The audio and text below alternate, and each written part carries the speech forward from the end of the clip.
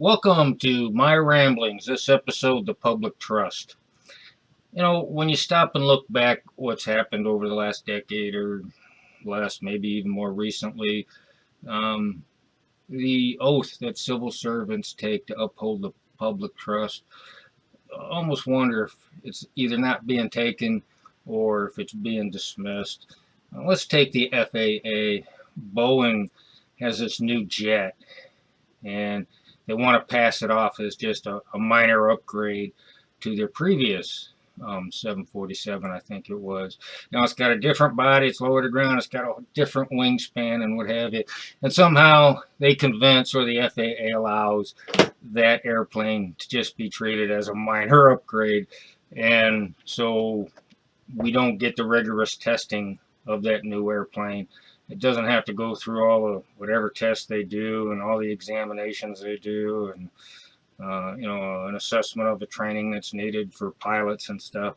And so now you got these brand new Boeing airplanes falling out of the sky and being grounded for years, so they can get the bugs worked out. Who in the FAA did that? You know, the FAA is supposed to be an agency whose mission is to uphold the public trust, to make sure that airplanes are safe, but they seem to be turned into an industry advocate. You know, it's more important that a CEO can make tens, hundreds of millions of dollars and get this airplane flying than it is really to ensure that the plane is safe. And so look at all the lives lost as a result. Now, talk about the FDA. A lot of people don't trust the FDA, and I'm going to talk about medical devices. Um, I graduated with a degree in electrical engineering, and I probably have went to school with people who work in the field. And you say, well, why would you attack them? I'm not attacking them. I'm sure, just like me in my endeavors to uphold the public trust when I was a civil servant, they don't want to create products that are harmful to people. They want to be known for making something innovative, for doing something good, you know, for the most part. More of this is an attack on CEOs. So you take it the FAA medical devices. Medical devices, by law, are supposed to go through scrutiny to make sure that they do as they say, that they don't pose a risk to the general public, and that, they're just not something for somebody to make money on. But for some reason, um, most of them don't undergo that scrutiny. The policy is, hey, if it kind of looks like that, then it must be okay. And I'm thinking, who is the FDA looking after when they have procedures and policies like that? They're not looking after the general public. They're looking after the CEO so he can make his tens or hundreds of millions of dollars. And, take Intuitive Surgical, stock ticker ISRG. Awesome piece of equipment. It does surgery. It's a robotic surgery machine. And, this standard policy, hey, it looks like something else, we can let it go. Now, Intuitive Surgical submitted their equipment. And they said, okay, we're submitting this for review. We want to get it approved so we can start selling it. Well, some FDA manager comes along and says, here's this brand new piece of equipment, nothing like it. So it looks like something else, so we'll just approve it. I don't know. Maybe he's short-sighted and thought it looked like a thermometer, or maybe he came in from industry and he thinks that his job isn't to look out for the public trust.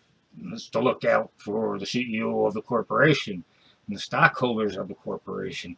Maybe some twisted frame of reference in his mind says, hey, if that CEO makes tens of millions of dollars, if the stockholders get all kinds of dividends and stocks appreciation, well, that's in the public trust. I don't know.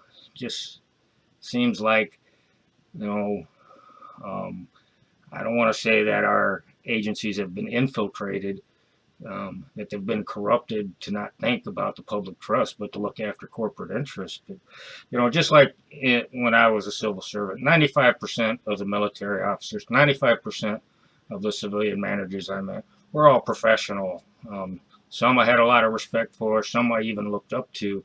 I think in the FDA and the FAA, 95% of the people there are working diligently to do their job and to do it well and to accomplish the mission of ensuring the safety of, American citizens. But just somewhere along the way, I don't know if it was a Trump era guy that came in and thought, hey, you know, so what if we sacrifice a few lives? We'll get it tested that way. Um, and the unfortunate thing is, you talk to a lot of people these days. I mean, don't get me wrong. People trust the CDC. I trust the CDC. I trust the FDA, but I'm skeptical. I trust the FAA, but I'm skeptical. Um, they need to fix their issues. Um, there needs to be more oversight of the people running it. Perhaps a much stronger inspector general system. Perhaps a much stronger review of the financial dealings people have when they make these kind of decisions. But back to the point, uh, people you talk to, they don't trust the FDA anymore. They don't trust the FAA. They don't trust a lot of agencies. Where a lot of people look to. They look to Europe. They say, you know, these guys aren't in the pockets of corporate America. These guys aren't putting corporate interests above America citizen interests. And a lot of people kind of, you talk to them and, hey, unless there's some European agency that approves a product, I don't want it. It's a sad state of affairs. It needs to be fixed. It needs to be corrected. Um, but you know, um, for some reason, is it the newfangled republicanism that says, "Hey, corporate America is what's best for the United States"? You know, that's another rambling. So we're going to leave it at that. And thank you for tuning in.